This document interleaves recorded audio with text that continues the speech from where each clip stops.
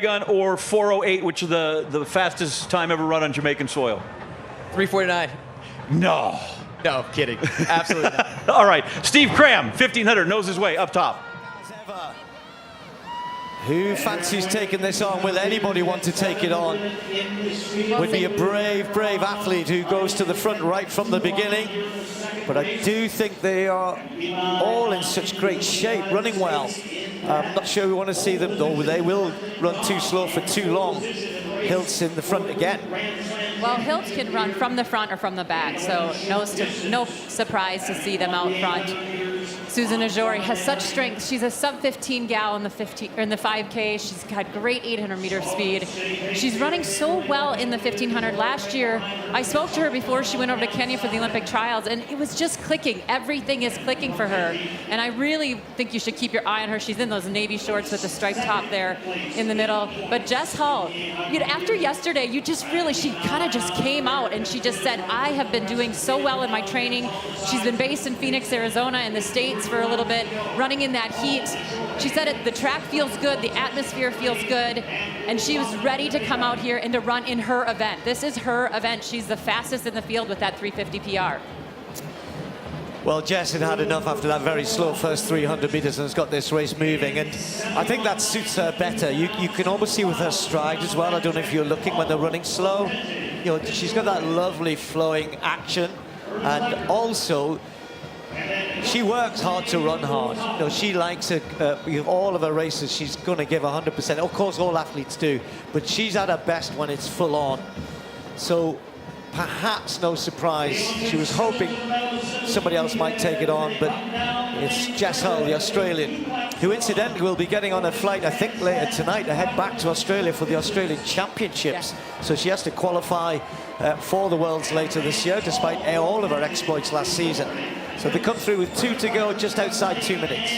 Well, with Welteji there in second place, she is the athlete that has such a long list of accolades at the age of 22.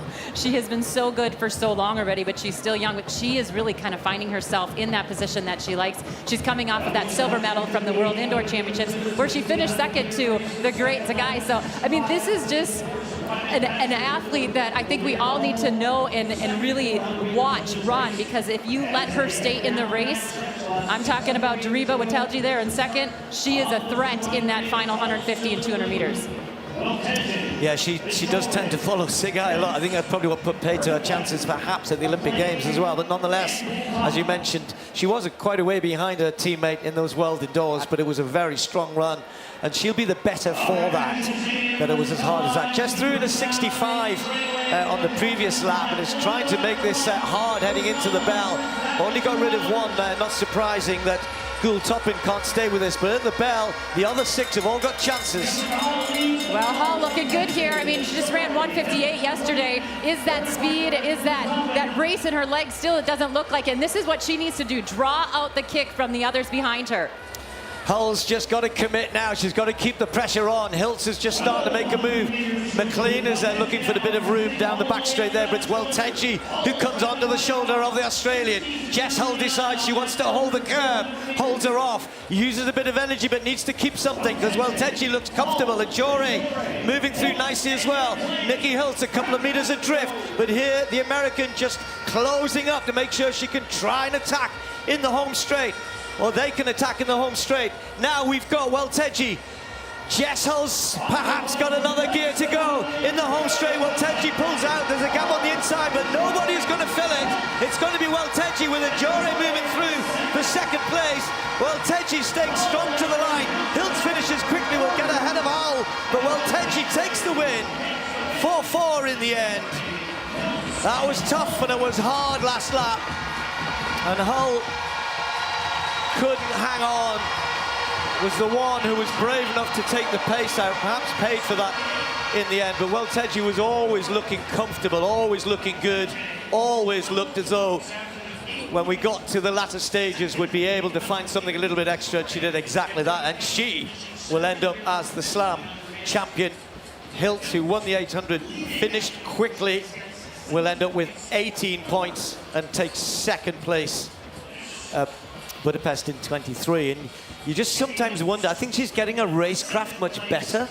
I sometimes think she gets overshadowed when the likes of Sagai are in the race, and she did it perfectly today. Didn't have to do much except follow Jess and then make the move, but she did it beautifully. Yeah, and I really liked how Ijori ran today. She just sat where she needed to be, and she really put it all in. That last 50, she stayed awake, and she kept the pressure on to finish second. That's a big run for her. And a good payday puts her into third overall. Let's not ignore that. For some of these athletes, Grand Slam is offering a massive opportunity in terms of, and that's, Michael Johnson's goal was to give people the chance to be rewarded, perhaps in ways they haven't been in the past. So for Welteji,